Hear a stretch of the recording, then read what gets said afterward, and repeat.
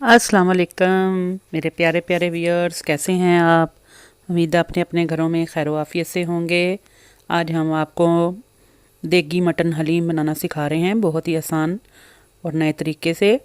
तो चैनल को सब्सक्राइब कर लें और बेल आइकन को ज़रूर दबाइएगा आने वाली लेटेस्ट नोटिफिकेशन के लिए। स्टार्ट करते हैं रेसिपी को। सबसे पहले आपको जिन चीज़ों की ज़रूरत है देख लीजिए। ये दालें हैं सारी, चना दाल, मूंग दाल, माश की दाल, दलिया और थोड़े से चावल। इनकी क्वांटिटी लिखी हुई है, आप देख लीजिएगा। इनको भिगो देना है आपने 6 से 7 घंटे के लिए। ये देखें अच्छी तरह फूल गए हुए हैं। चावल भी मैंने इसी में डाल दिए थे। चावल जो अदवाड़ होती है वो यूज़ कीजिएगा इसमें।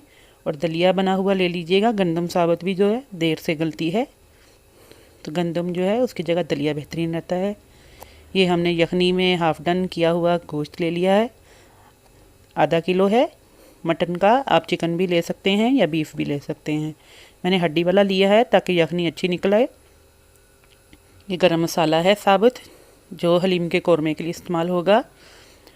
दालचीनी, लौंगें, काली मिर्च, कड़ी पत्ता और स्टार अनीस है इसमें, और सब्ज़ इलायचियाँ, इनको पीस लेंगे। और कौरमे के लिए प्याज ले लेंगे 1 चॉप किया हुआ, टमाटर ले लेंगे 2 क्रश किए हुए, लहसुन अदरक की पेस्ट जाएगी इसमें 2 चमचे, और हल्दी, लाल मिर्च, नमक और सूखा धनिया 1-1 चम्मच जाएगा। इसके अलावा ये मैंने गरम मसाला जो था अभी दिखाया आपको वो पीस लिया है। थोड़ी सी हल्दी डाल के बेहतरीन सा दरबड़ा सा ग्राइंड कर लिया है। आधा कप जितना मैं तेल डालने लगी हूँ। बाद में बघार में आधा तेल जाएगा। टोटल 1 कप जितना तेल इसमें जाएगा।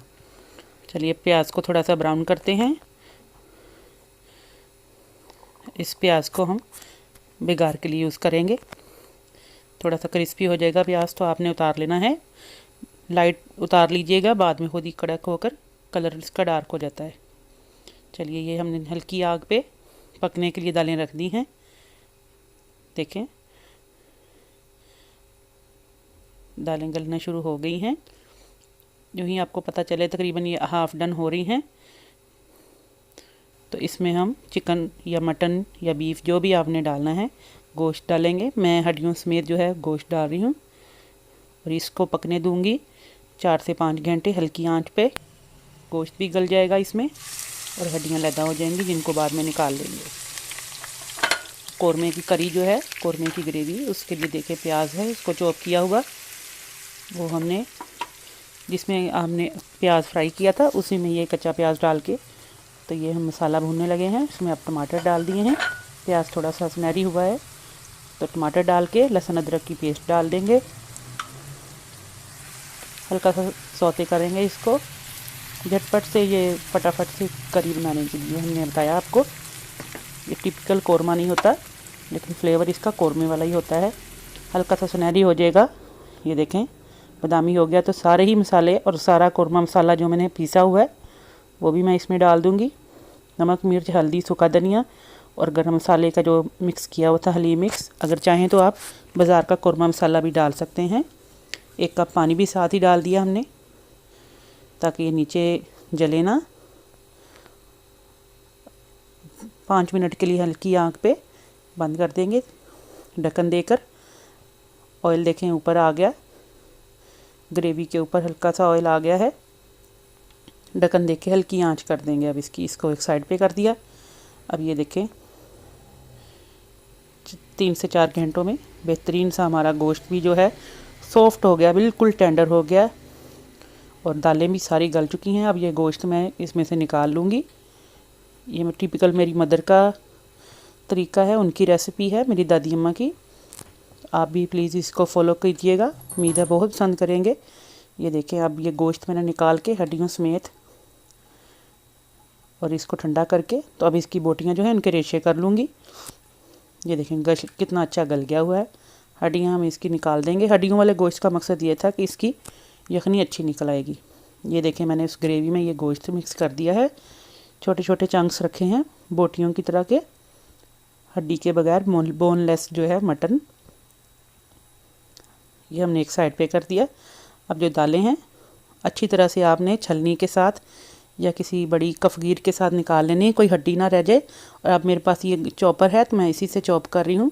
आप किसी चीज़ से भी चॉप कर सकते हैं, हाथ के मदानी के साथ भी कर सकते हैं। अब ये मसाला जो बनाया हुआ था कौरमा, अब ये मैंने डाल के तो इसको भी साथ ही हाथ के हाथ ही पीस लूँगी।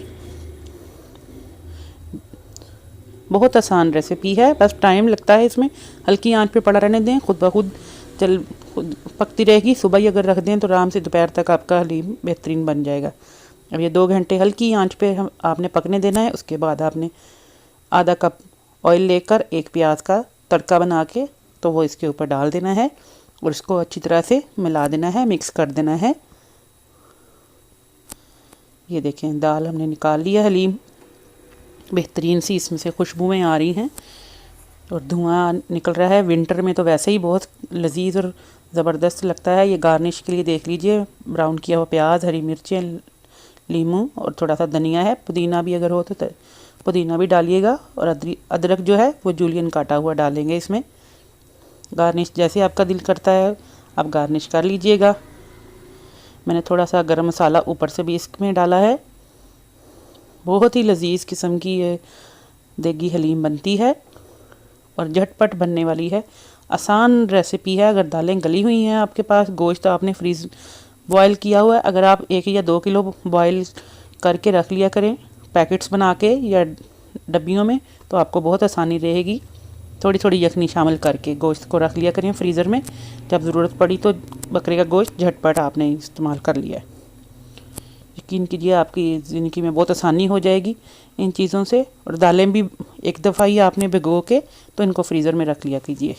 ये मैंने इसके साथ ज़ीरा राइस बनाए हैं, आप रोगनी नान वगैरह भी यूज़ कर सकते हैं। बहुत ही मज़ेदार रेसिपी बनी है। उम्मीद है आज आपको पसंद आई होगी। दुआओं में याद रखिएगा। अल्लाह हाफिज़।